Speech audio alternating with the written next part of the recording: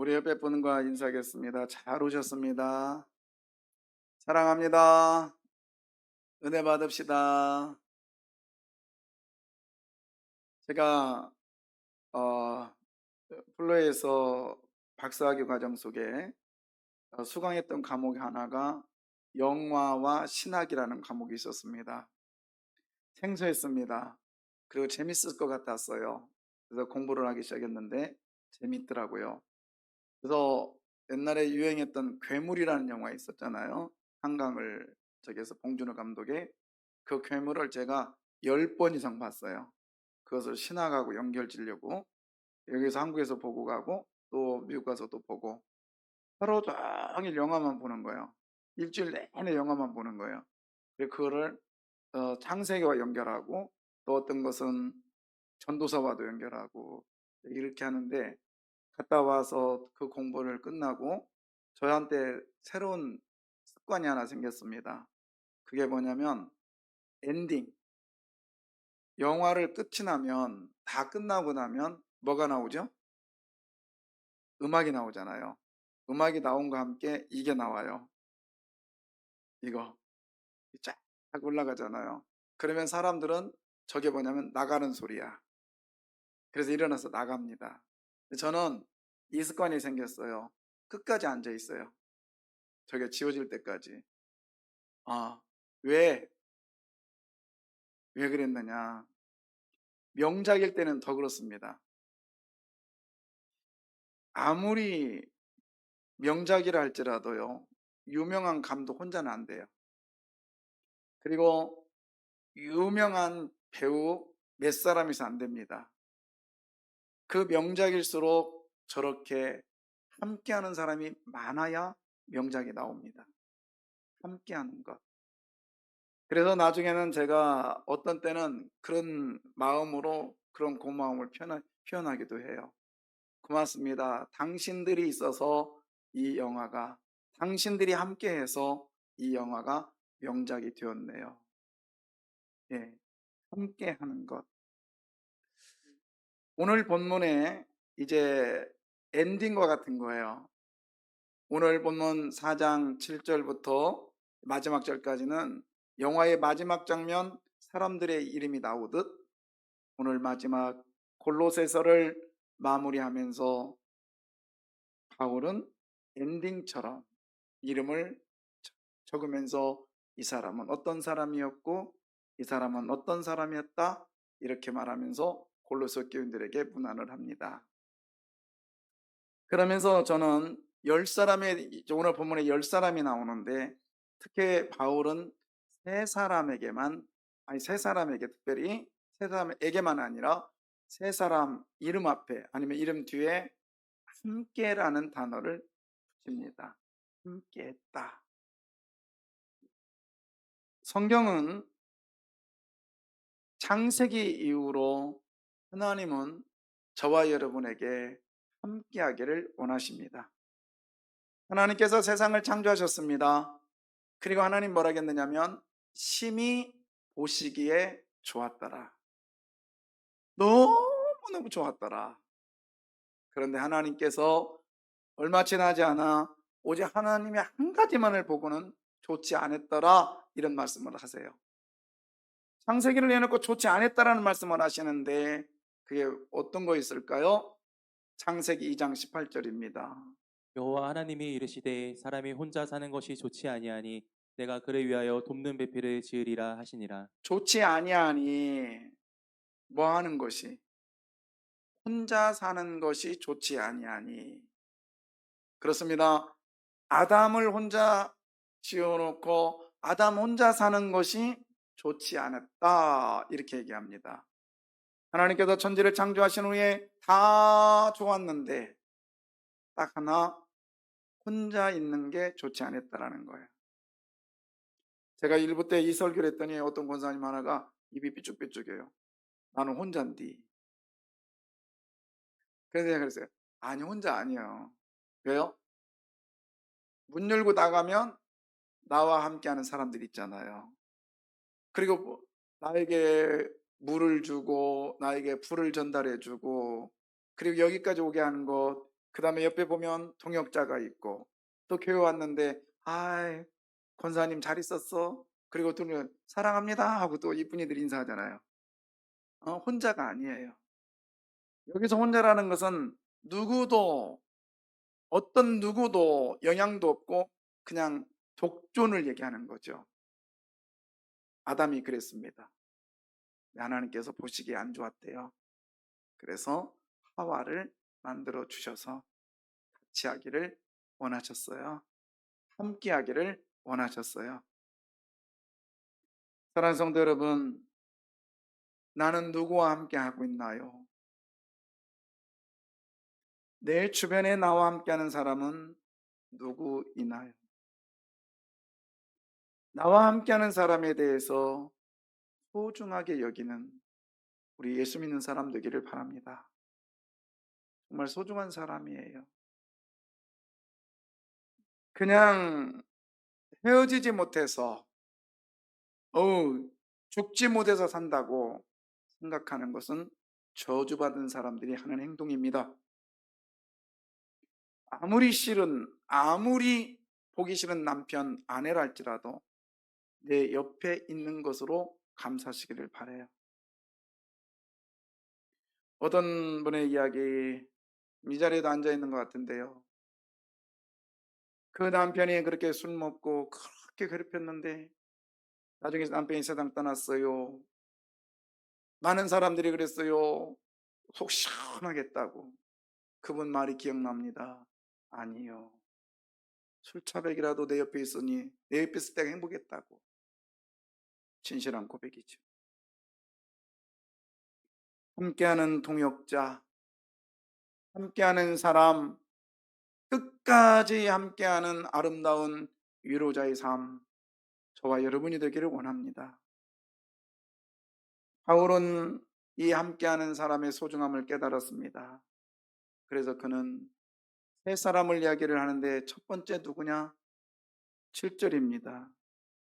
두기고가 내 사정을 다 너에게 알려주리니 그는 사랑받는 형제요 신실한 일꾼이요 주 안에서 함께 종이 된 자니라. 두기고라는 사람입니다. 두기고.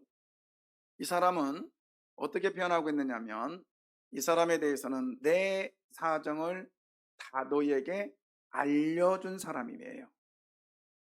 그 다음에 두기고는 어떤 사람이냐? 사랑받는 뭐라고 되어 있어요? 형제다 이렇게 말합니다. 안팎교회. 그 다음에 두기고를 뭐라고 하느냐? 신실한 뭐라고 그래요? 일꾼이라고 합니다. 그리고 주 안에서 함께한 뭐래요? 종이라고 그래요. 내 사정을 너에게 알려주었고, 그리고 사랑을 받는 형제요, 신실한 일꾼이요, 주 안에서 어떻게 한 사람? 함께한, 그래서 종이라는 말은 노예란 뜻입니다. 두개구가 이런 사람이라는 거예요. 자, 그러면 두개구를 좀 더 들어가 볼까요? 두개구는요, 사도행전 20장에 나옵니다. 바울 일행이 마케도니아라고 하는 이 지역에서 선교를 합니다. 그런데 예루살렘에 가고 싶은 마음과 예루살렘에서 소식이 들려왔어요. 예루살렘에 기근이 있어서 모 교회가 지금 성도들이 굶어 죽는다. 바울이 그 소식을 듣고는 성도들에게 말합니다. 여러분, 우리의 복음의 메카였던, 복음의 중심지였던 본교회가 너무 어렵답니다. 그래서 우리가 헌금을 해가지고 그 헌금 드려진 연보를 제가 가서 전달하고 싶습니다. 그 말을 들었던 선교제 교회들이 헌금을 합니다. 헌금을 했어요. 그래서 바울에게 전달해 달라고 이렇게 준 거예요. 근데 그 헌금이 적지 않았나 봐요. 굉장히 많았나 봅니다. 이거 대단한 일이거든요. 헌금 모아가지고 드린다라는 것 대단한 거거든요. 저는 이 사도행전의 이 말씀에, 사도행전 20장 말씀을 보면서 제가 선교지를 방문할 때 3명인가 4명의 선교사한테 그런 말을 했어요. 그분들이 그래요. 목사님 고맙습니다. 세강교회 역시 대단해요. 그래 어렵고 힘든데 부채도 그렇게 많다는데 이 후원금 안 끊고 이렇게 보내주시니 너무 감사해요. 너무 감사해요. 목사님 너무 훌륭해요. 그러시더라고요. 그때 제가 부목사 때였습니다. 그리고 담임 막 될 때 그분들한테 그랬습니다. 우리 멋있는 동역자잖아요. 맞아요. 이렇게 후원을 받으니 얼마나 감사해요. 그럼 우리 멋있는 동역자 됩시다. 어떻게 해요? 그래서 여러분 교회가 형편이 어렵지만 다만 1,000원이라도 우리 한국에 있는 본교회 파송교회를 위해서 헌금을 좀 보내주십시오. 그러면 우리 한국에 있는 교인들이 감동할 겁니다. 감격할 거예요. 그리고 여기에 대한 선교에 대한 개념이 바뀔 거예요. 저는 그렇게 그들에게 부탁했어요. 그랬더니 그들의 한 선교사는 얼굴이 안색이 변해요. 한 선교사는 예, 억양이 변해요. 한 선교사는 생각해 보겠습니다. 시간이 지났어요. 기대했습니다. 한 곳도 안 왔어요. 한 곳도 안 왔어요. 그리고 힘들 때마다 소식이 옵니다. 얼마 좀 보내주십시오. 저는 그들을 정죄하고 싶은 마음이 없어요. 그만큼 돕는다는 건 쉽지 않은 거예요. 남을 위해서 특별히 헌신한다는 건 쉽지 않은 거예요. 아마 그런 귀한 선교제가 우리들을 감동시켰다면 우리는 가만히 있지 않았을 거예요. 엄청나게 그들을 함께 했을 거예요. 그런데 그러지 못했어요.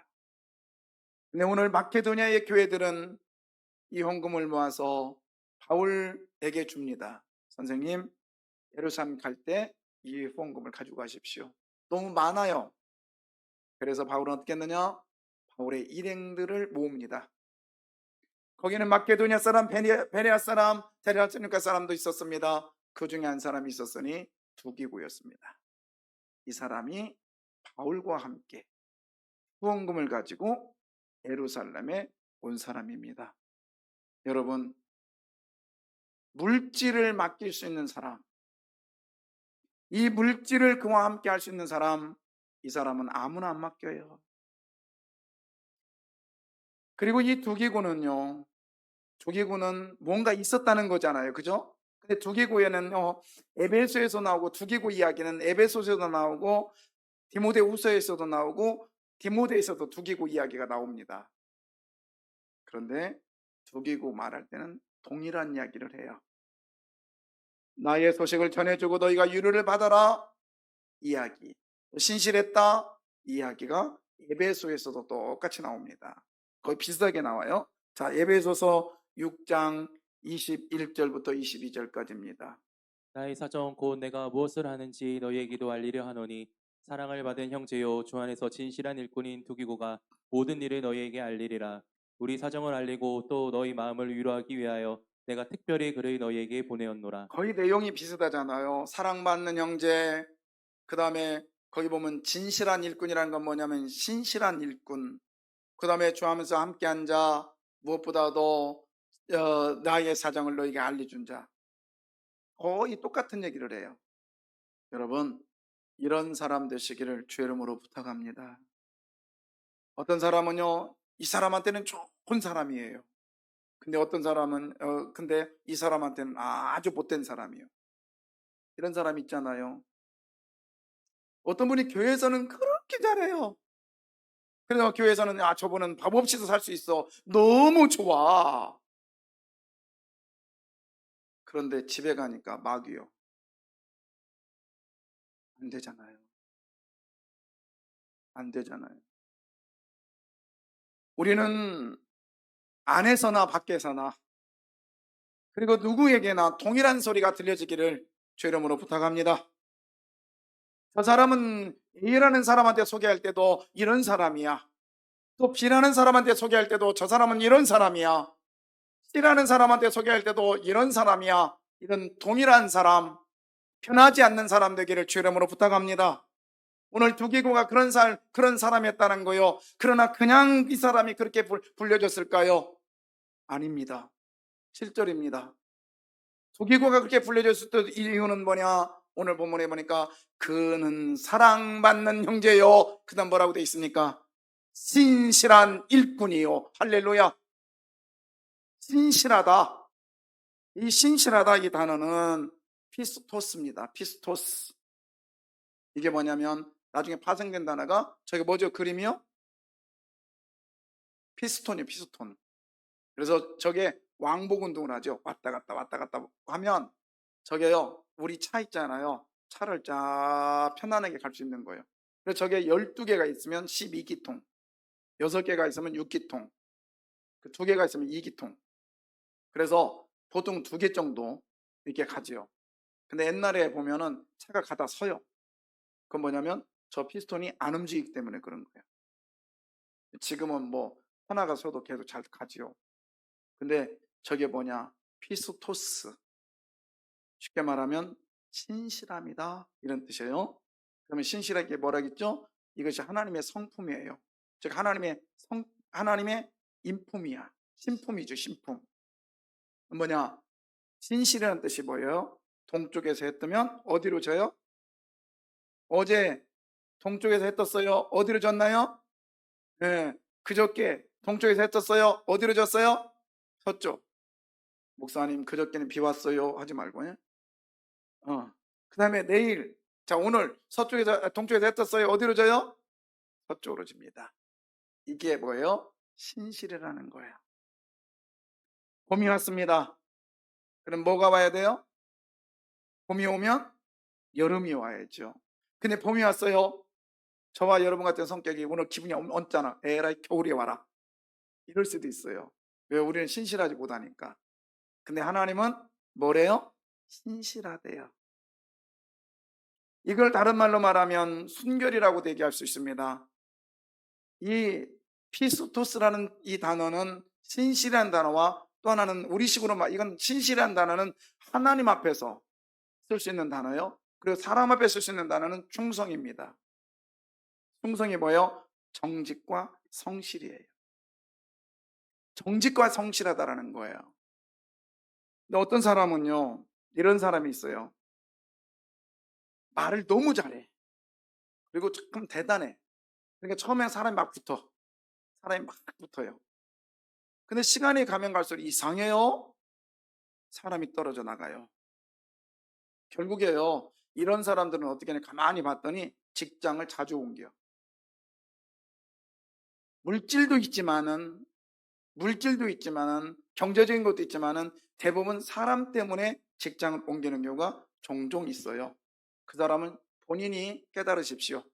신실하지 못해서 그런 거예요. 신실하면 어떠냐? 처음에는 별것도 아닌 것 같아요. 사람도 없어요. 사람이 날 무시를 해요. 그러나 신실한 사람 앞에서는 그 사람 앞에 사람이 무릎 꿇습니다. 점점 사람이 많아져요. 이게 하나님이 신실한 사람에게 주시는 선물입니다. 하나님이 신실한 사람에게 주시는 축복입니다. 왜요? 하나님이 기뻐하는 일이 뭘까요? 여러분, 축복받는 비결은 어떻게 하면 될까요? 하나님 흉내내면 돼요.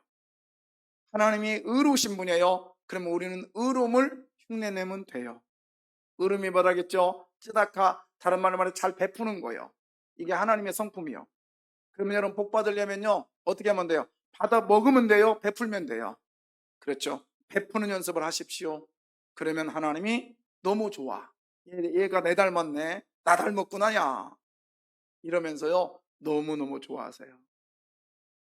그런데 애를 낳는데 옆집 김씨 닮았어 봐. 하는 짓이 김씨 닮았어 봐. 그러면 아빠는 어떻게 했어요? 여러분, 내 아이의 자녀라고 하는데 마귀 닮아봐요. 흉내내봐요. 하나님이 안 기뻐하잖아요. 우리는 내 아빠이신 하나님 닮아가기를 주의 이름으로 부탁합니다. 진실이 그거란 말입니다. 저는 솔직히 말해서 신실하지는 못한 것 같아요. 그러나 저한테 이번에도 우리 목사님들이 강원도 가면서 이런 얘기 저런 얘기 하면서 나눴는데 정말 보잘것없어요, 그분. 그리고 제가 그분의 선입견을 들었는데 좀 게으르다는 얘기를 들었습니다. 그래서 그렇게 하면서 막대했는데 제가 이번에 그분한테 무릎 꿇었어요. 마음으로만. 나이도 어립니다. 후배예요. 그런데 역시 다르더라고. 저한테 물어봐요. 목사님, 목회하는데 힘든 게 있죠? 예, 맞아요. 저도 힘든 게 있잖아요. 어떤 게 가장 힘들어요? 저한테 묻는다면 저는 뭐라고 대답하냐면요. 저는 목회가 너무 행복한데 힘든 게 있습니다. 뭐가 힘드냐면 한 교회에 오래 있는 거.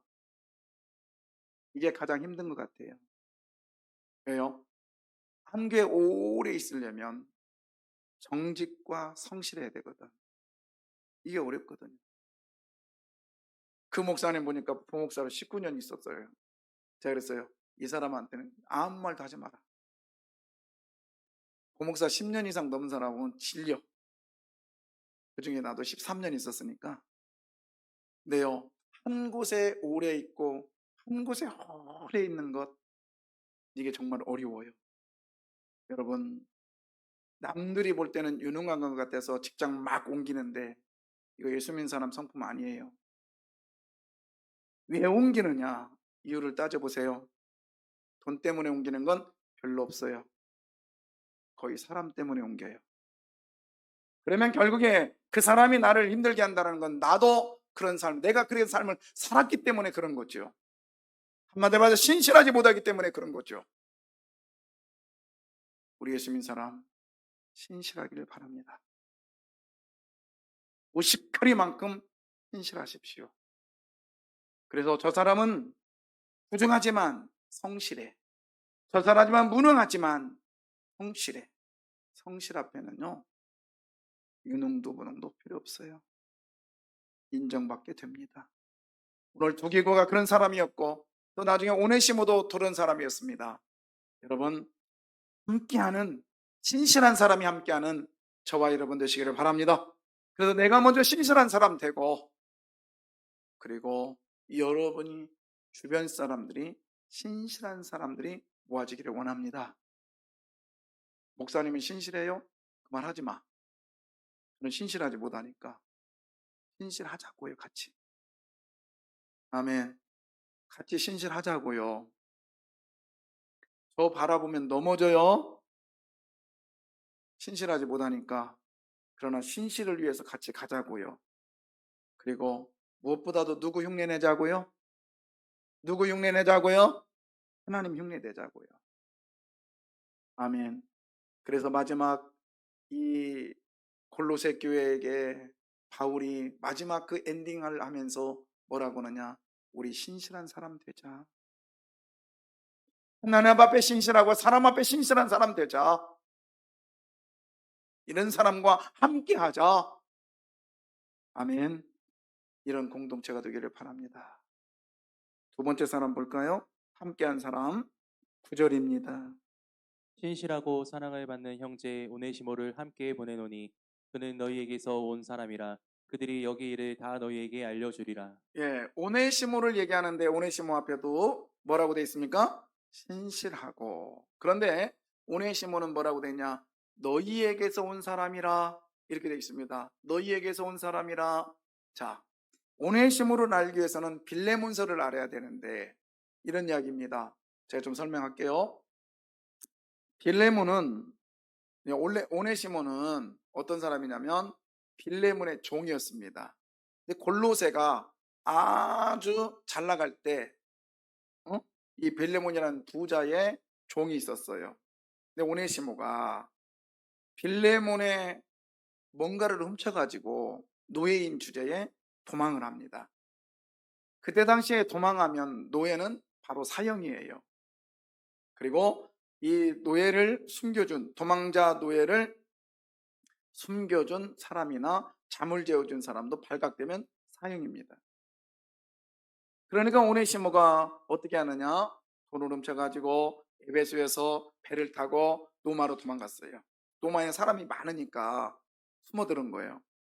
그런데 이 로마에서 옥에 갇히게 됩니다. 이건 뭐냐면 학자들의 공통적인 의견이에요. 오네시모가 로마에 가서 보니까 먹을 거 다 떨어졌어. 그러다 보니까 나쁜 짓을 한 거예요. 그래서 로마의 군인한테 아니면 경찰한테 잡혀가지고 지금 감옥에 오게 된 겁니다. 사람 참 안 바뀌어요. 이걸 뭐라고 하죠? 안에 선 바가지, 밖에서 해고. 집어는 못 준다. 집어는 누구 못 준다. 걔 못 준다고. 오네시모가 그런 모습이었어요. 이 주인과 훔쳐갔지요. 그리고 도망자였어요. 로마에서도 죄를 졌습니다. 이런 사람이었어요. 배신자요, 반역자요, 도적이었어요. 근데 이 사람이 감옥에 갇히게 됩니다. 거기서 누구를 만나느냐? 바울 사도를 만났어요. 그래서 예수를 믿게 됩니다.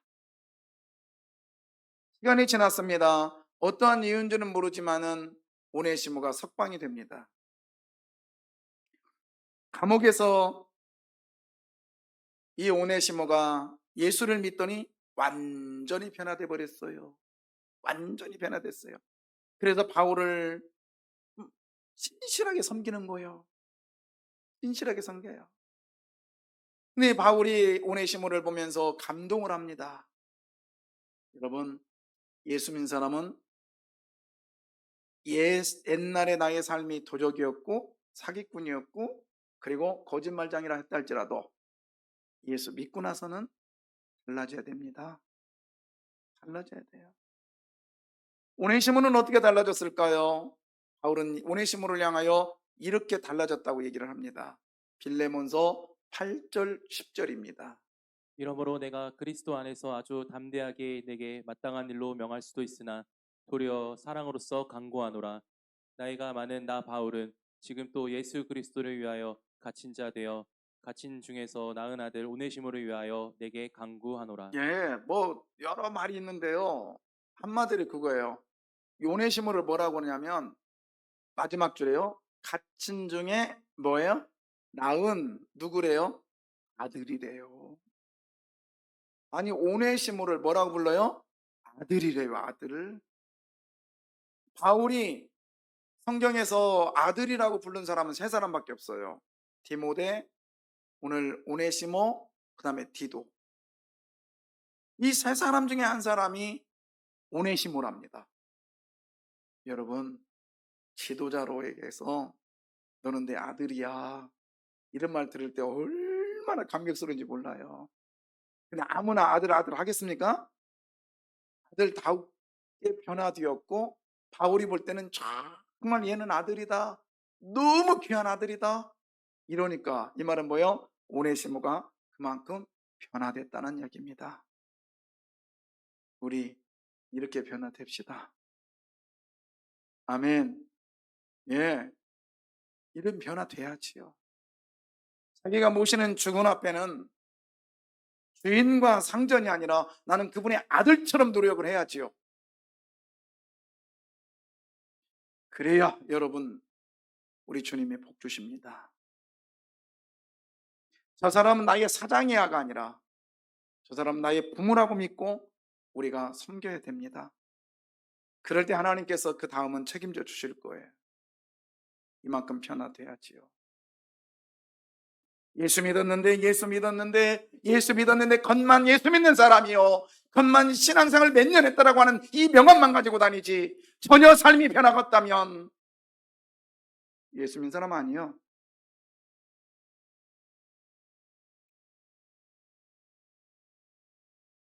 없어도 못 배웠어도 아파도 우리 신실한 사람, 또 예수 믿어서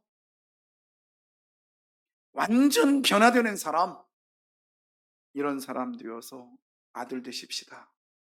그러면 오네시모가 어떻게 변화됐을까요? 어떤 모습이었을까요? 어떤 모습이었길래 바울이 아들이라고까지 얘기했을까요? 아까 신실한 말을 했지만은 또 하나 얘기 있습니다. 오늘 성경은 말하고 있지 않지만 오네시모를 집중해 봅니다. 오네시모는 아까 주인으로부터 뭐한 노예라겠죠? 도망자. 뭐예요? 도망자. 그리고 오네시모의 물건, 아니 빌레몬의 물건을 뭐 했어요? 훔쳤던 도둑. 로마에 가면 사람들이 많으니까 나는 괜찮을 거야. 이건 뭐요? 기회주의자. 그런 사람이었는데 오늘 오네시모가 예수 믿었더니 어떻게 바뀌어요? 너 석방이야. 그랬더니 그리고 편지를 줍니다. 바울이. 너 이거 가지고 가서 너희 주인한테 가서 내가 예수 믿게 되었다. 그리고 주인한테 이걸 전해주라. 그랬어요. 자, 여러분, 이게 쉬운 일일까요? 그럼 오네시모니 받아가지고 할렐루야 가겠습니다. 자, 이게 쉬운 일일까요? 지금 오네시모가 가면 어떻게 돼요? 죽을 수 있어요. 빌레몬이 용서를 할 수 있습니다. 그러나 빌레몬 식구가, 빌레몬 아내가 저 용서지 마요. 그러면 죽을 수 있어요. 빌레몬의 부인이 그렇다 할지라도 자녀들이요 용서하지 마세요. 그러면 죽을 수 있어요. 아니면 빌레몬 식구는 그렇다 할지라도 다른 옆에 있는 식구들이, 다른 교인들이 저거 죽이세요. 그러면 죽을 수 있어요. 근데 그걸 다 감내하고 오네시모는 지금 가고 있습니다. 지금 뭘 내놨다는 거예요? 목숨 내놨다는 거예요. 이게 예수 믿는 사람의 모습이 돼야 됩니다. 아멘. 여러분이 지금 용서를 필요해야 될 사람이 있나요? 근데 그 사람한테 가기에는 너무 부끄러워요. 아니면 그 사람이 나를 문전박대할 것 같아요. 아니면 그 사람이 나를 무시할 것 같아요. 아니면 그 사람이 나를 욕할 것 같아요. 그래서 그 사람한테 못 가고 있나요? 그냥 목숨 걸고 가세요. 그게 예수 믿는 사람의 모습이에요.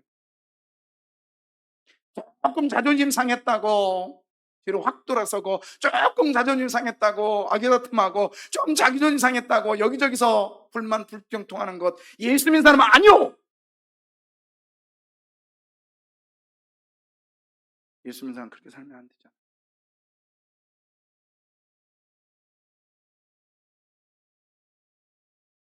목숨 걸고 갑니다. 내가 가서 죽을 망정 나는 예수를 믿기 때문에 그게 용서를 구하겠노라고 갑니다. 이게 오네시모의 모습이었어요.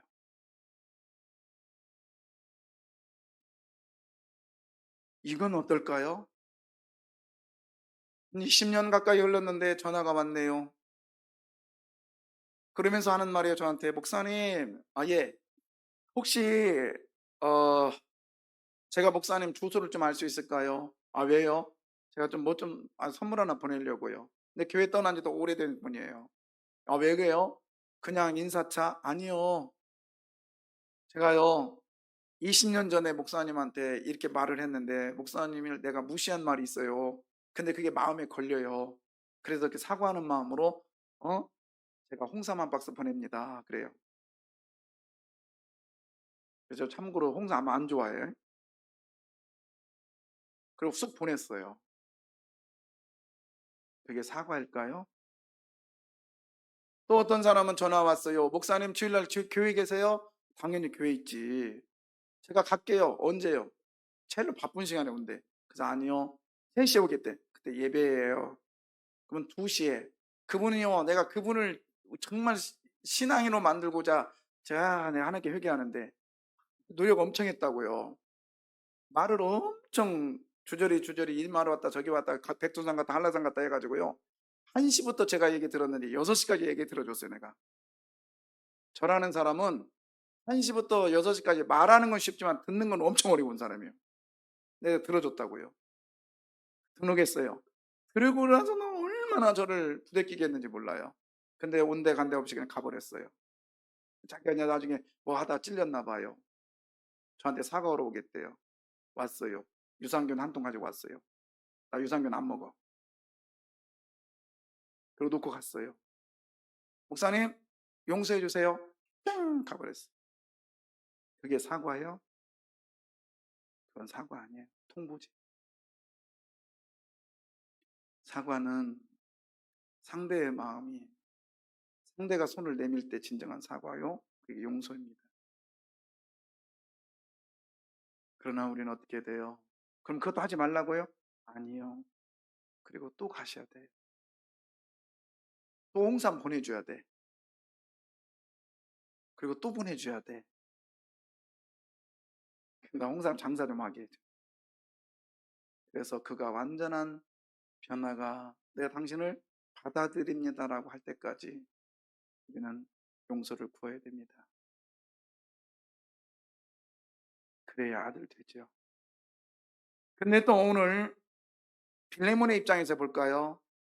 빌레몬의 입장에서도 얼마든지 이 사람 말 한마디면 죽일 수 있습니다. 그러나 바울은 간곡히 그 부탁을 해요. 나이 많이 먹은 나 바울이 빌레몬아 내가 부탁할게. 그리고 혹시 계산할 일 있으면 내가 계산해 줄게. 그러면서 오네시모를 보증을 써줘요. 여러분 다시 오네시모로 돌아올까요? 예수 제대로 믿으면 있는 자가 나를 보증 서주십니다. 아멘. 그러니까 정말 귀한 사람이 내 동역자로 옆에 서 있음을 믿으십시오. 예수 제대로 믿으면요 죽으러 갔더니 죽었어 안 죽었어? 안 죽었어요. 근데 예수 제대로 안 믿으니까 죽는 거예요. 예수 제대로 믿으십시다. 그리고 오늘 이 말씀 들은 사람, 제대로 들은 사람 사과하세요. 가서 사과하십시오. 사과하지 않고 예수 믿는 이 자리에 와서 예수 믿는다고 말씀 듣는 거 안 된다면 가증한 거 아니십니까? 저도 사과할 사람 있는 것 같아요. 사과할 거예요. 사과하십시다. 용서 빌읍시다. 그가 나를 무시한다 할지라도 계속해서 합시다. 이게 예수 믿는 사람이기 때문에 그런 거예요. 만약에 내가 빌레몬이라면 받아들이십시다. 그가 나에게 통보했다 할지라도 이게 뭐 하는 짓이지?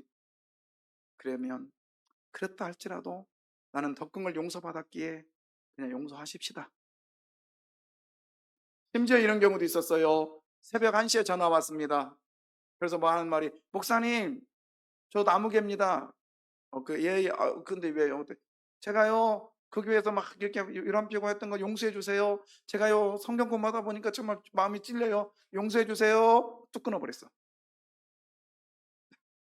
새벽 1시에. 참말로 나 그런 사람도 있어 옆에 많아. 근데 용서해요. 용서하는 건 뭐야? 잊어버리면 돼요. 딴 거 좋은 거 더 생각하면 돼요. 그 사람 용서하는 방법이 그거더라고요. 그 사람과 관계 속에 좋은 거 생각하면 용서되더라고요. 마지막이 아니라 좋은 때 생각하시면 되더라고요. 지난주 주일날이었어요. 누구랑 말은 못하죠. 교회 떠날 때 말없이 갔나 봐요. 말없이 갔어요. 어릴 때부터 아주 같이 신앙생활 재밌게 했던 친구인데 저한테 도움도 많이 받은 것 같은데 말없이 갔는데 자기 생각이 미안했나 봐요. 장례장 갔다 나오는데 중간중간 누가 와서 팍 껴안아요. 깜짝 놀랐어요. 시커먼 게 와서 껴안아서. 울어요. 목사님 용서해 주세요. 뭘 용서하지? 말없이 중에 배신인데 그냥 떠난 거 용서해 주세요. 아니 나는 너 좋은 것만 생각하고 있어. 너에게 고마운 것만 생각하고 있어서 나한테 용서라는 말은 받지 않아. 우리 열심히 살자. 그리고 천국 가서 하나님께 찬양하자. 여러분 나는 누구에게 용서를 해줄 만한 그런 자격이 없어요. 더 큰 걸 용서받았잖아요. 다만 우리는 용서를 빌릴 수 있는 자격만 있어요. 그러니 우리 오네시모처럼 도적이었고 도망자였고 사기꾼이었던 내가 예수 믿었다면, 예수 믿게 되었다면, 예수 제대로 믿는다면 용서 구합시다. 아멘. 우리 주님 변하지 않는다고. 내가 변해서 문제지. 바울은 또 오늘 본문에 함께한 사람을 소개하는 사람이 있습니다. 이 사람이 누구냐? 11절입니다. 11절. 유수도라 하는 예수도 너희에게 문안하느니라. 그들은 할레파이나 이들만은 하나님의 나라를 위하여 함께 역사하는 자들이니 이런 사람들이 나의 위로가 되었느니라. 예, 거기에 또 누구를 소개하냐면 유소도예요. 유소도라가 아니고 유소도. 이건 헬라어예요. 그 다음에 이 사람이 히브리어는 예수입니다. 근데 왜 히브리어와 헬라어를 동시에 써놨냐면 이 사람은 누구냐면은 그들은 누구냐면 앞에 좀 바가를 얘기할 때도 있었고요. 같이 세 명을 얘기하는데 그들은 그 유수도를 포함해서 유수도는 그냥 유수도로 갈게요. 유수도는 무슨 파라? 할레파이나. 이 말은 뭐냐? 유대인이란 뜻이에요. 유대인. 정통 유대인. 하나님 나라를 위하여 함께 뭐하는 사람? 역사하는 자들. 역사하는 자들이 뭐냐면 짐을 같이 맨 사람들이라는 거예요. 짐을 같이 맸다. 자, 여러분, 바울이 가는 데마다 쫙 쫓아와가지고요, 선동을 하고 방해를 하고, 그리고 바울의 모함을 한 사람들이 있었는데 그 사람들이 뭐냐면 유대인들이었어요. 그리고 바울에게 이단이다라고 얘기하면서 바울을 계속 쫓아다니면서 못 살게 굴었어요. 나중에는 바울이 로마의 감옥에 갇히게 되고 재판받는 것도 유대인들 때문에 그랬어요. 사방을 둘러보니까 유대인들이 너무너무 괴롭히는 거야. 너무너무 힘들어요. 그런데 있잖아요, 여러분, 예수 제대로 믿고 가다 보면 하나님께서 진주를 숨겨놓으신 것을 발견하게 됩니다. 오늘 이 유수도는 누구냐면 저는 이렇게 표현하고 싶어요. 사막의 오아시스다. 주변에 다 모래밭이고요, 다 황망하지만 하나님께서요, 내가 가는 길에 물을 준비해 놓으셨어요. 그러면 되는 거 아니겠습니까? 오늘 유수도라는 뜻이 뭐냐? 위로자라는 뜻입니다. 위로자. 할렐루야. 여러분, 이런 위로자가 하나님의 사람 가는 길에 옆에 함께 할 줄 믿습니다. 근데 이 사람을 뭐라고 하느냐? 자, 나의 뭐라고 되어 있느냐면, 자, 나의 뭐가 되었느니라? 위로가 되었느니라. 여기서 위로가 되었다, 이 단어는 어디다 쓴다느냐? 파레고야. 이게 무슨 뜻이냐면요, 이런 거예요. 여러분, 비문에, 마지막 장례식에 비문에, 우리나라는 그냥 몇 월 며칠 이분이 살다가 몇 월 며칠 이제 돌아가셨다 이렇게만 써 있잖아요. 그런데 그 비문에 보면, 특히 외국의 비문에 보면은 뭐 고위 잠도소서 아니면 뭐 나라를 위해서 목숨을 바친 사람 뭐 이렇게 비문이 써 있잖아요. 그것처럼 로마 시대에 쓰는 비문이 여기서 위로자라는 비문을 장례식에 쓰는 단어였어요. 이게 뭘까요? 목숨 걸고 생사를 오가면서 함께한 사람, 이런 뜻이라는 거예요.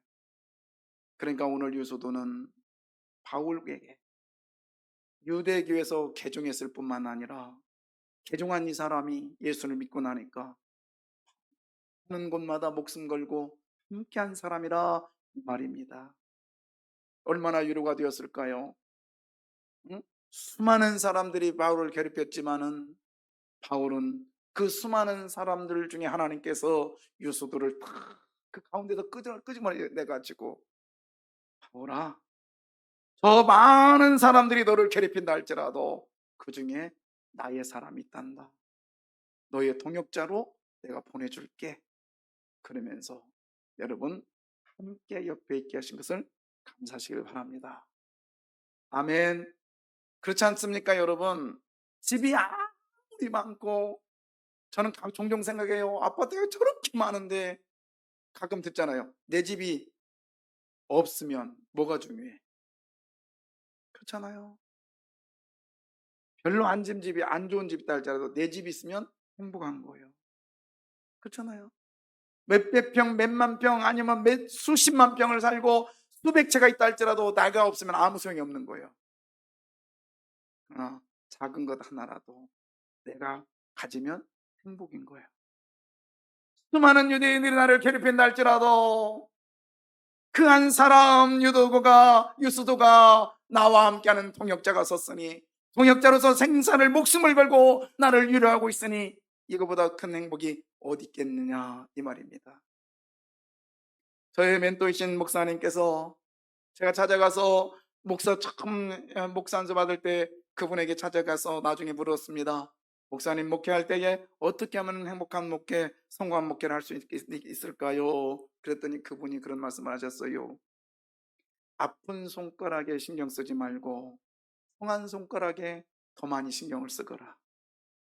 어떻게 그렇게 할 수 있어요? 아니야. 내가 목회를 거의 마무리될 때 되다 보니까 그렇더라.